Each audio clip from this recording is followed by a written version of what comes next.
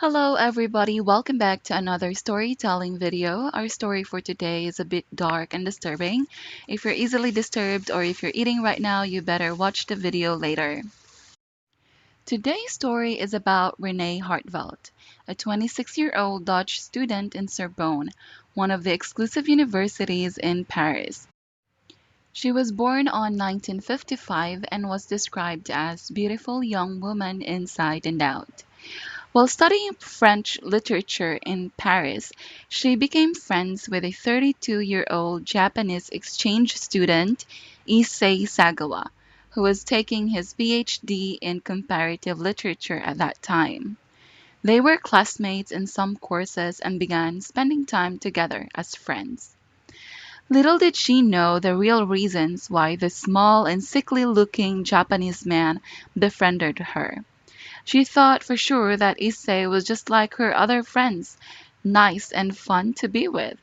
One night, Issei Sagawa invited her to have dinner in his apartment, telling her he needed help in learning a German poetry, which she willingly agreed to.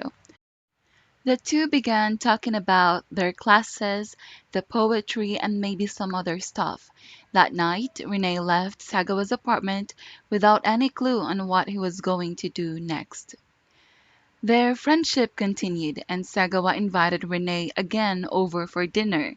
He said he wanted to learn more about the German language. On the 11th of June 1981, while they were having dinner in Sagawa's apartment, Sagawa left the table, took his gun, and shot Renee at the back of her head.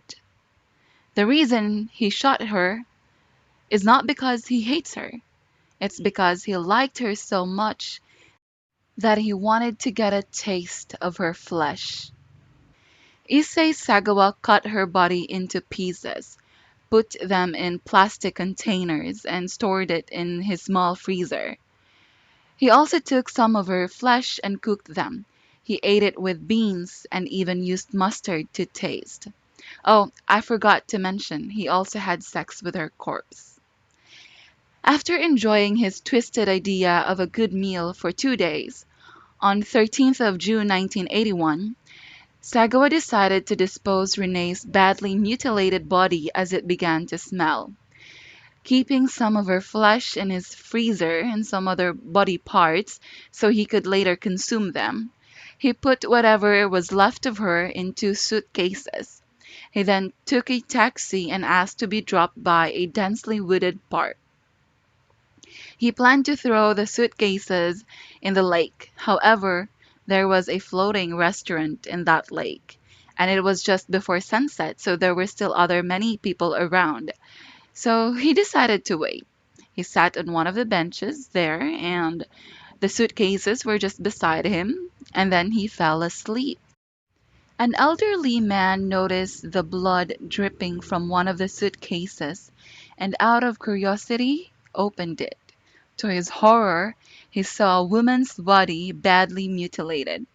He started screaming, and Sagawa woke up and calmly walked away. When the police got there, they immediately opened the suitcases, secured the area, and took the witnesses' statements. Autopsy was also conducted, and a massive manhunt began.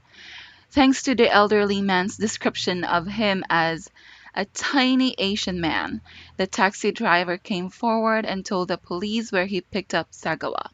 In less than 48 hours, they were able to arrest Sagawa in his apartment. He immediately confessed to the crime and without any problem told the police all the details. He had no emotions at all. When police searched his apartment, they found overwhelming amount of physical evidence. They did not only found the body parts in his freezer, but also found plates on the table with cooked human body parts. They also found Renee's ID that Sagawa kept for himself. Now, that is not the craziest part of this case yet. When Sagawa was arrested, he was charged with murder and stayed in police's custody while they were continuing their investigation. Now, in France, It is written in their penal code that in every criminal case, there must always be a psychological or psychiatric examination. Sagawa's psychological examination results stated that he was insane and was not fit to stand trial, so he was never tried. He was put in a mental hospital in France. Sagawa's rich dad was able to hire a very expensive lawyer who convinced the French government to send him back to Japan. It seemed right to the French government at that time because they knew no French taxpayer would want to pay for his medical expenses. With his father's money, everything was arranged and he was sent back to Japan. After only 18 months in a mental hospital in Japan, Sagawa checked himself out and walked back into Japan's society. He had been living in Japan as a free man since then. To them, he was not guilty of any crime, as the crime simply was not committed in Japan. Now, there is so much more about Issei Sagawa, but today's story is not his. Today's story is about Renee Hartevelt, the lovely, kind, trusting, and beautiful Dutch woman who Sagawa savagely killed. Renee's family requested for a second medical opinion on Sagawa's mental state, but it was never given to them. They also chose to keep their silence despite the media craze in the story. From what I gathered online, most people call what happened injustice. I will have another video on Sagawa's background and why he did what he did and where this all started.